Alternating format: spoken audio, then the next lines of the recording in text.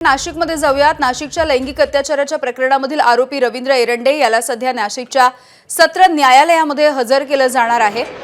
त्यामुळे पोलीस कोठडी पुन्हा एकदा वाढवून मिळणार का हे बघणं महत्त्वाचं राहील।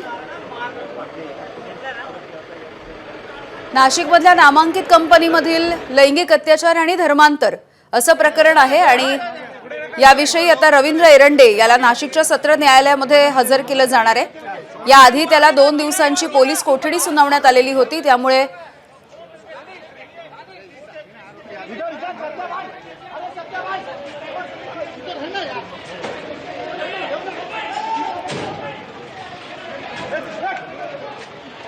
बहुराष्ट्र कंपनीच्या धर्मांतरातील प्रकरणामधील आरोपींना कोर्टामध्ये हजर केलं जात आहे। एकूण 5 आरोपी होते, त्यांना आता कोर्टामध्ये हजर केलं जाणार आहे। शुभम मोडके आमचे प्रतिनिधी आपल्याला या संदर्भातली माहिती देतील। शुभम, नक्कीच आपण जर बघितलं तर आज पुन्हा 2 दिवसांची पोलीस कोठडी या नाशिकच्या नामांकित कंपनीमध्ये जे संशयित आरोपी आहेत त्या 5 जणांना पुन्हा कोर्टामध्ये हजर केलेला आहे।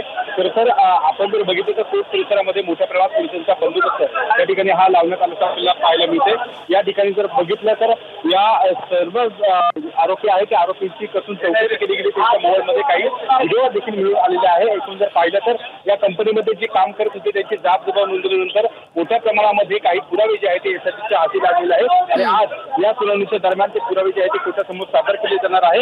या सगळ्या प्रकरणामध्ये जर पाहिलं तर आतापर्यंत 6 आरोपी हे त्या ठिकाणी अटक केलेले आहेत। त्यापैकी एकाला ज्याची न्यायालयीन कोठडी देण्यात आलेली आहे ते 5 उर्वरित आहे त्यांना आज कोर्टामध्ये हजर केलेलं आहे।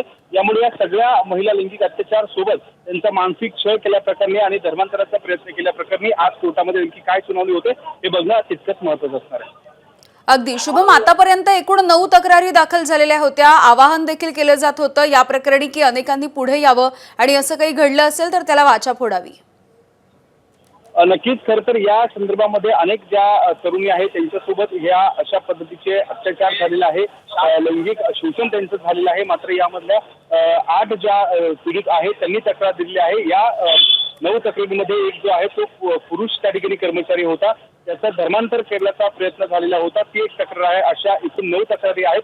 मात्र आणखी या तक्रारी वाढू शकतात। अनेक जे जबाब आहे त्यामध्ये वेगवेगळे जे पुरावे आहेत ते खरं तर समोर आलेले आहे। ज्या पीडित महिला आहेत त्यांचं मनोबल वाढवून जास्तीत जास्त तक्रारी खरं तर त्या ठिकाणी समोर याव्या आणि या सगळ्या संदर्भामध्ये उर्वरित पोलिसांनी देखील त्यांना आधार देऊन या तक्रारीमध्ये वाढ होईल अशी देखील शक्यता आपल्याला पाहायला मिळते।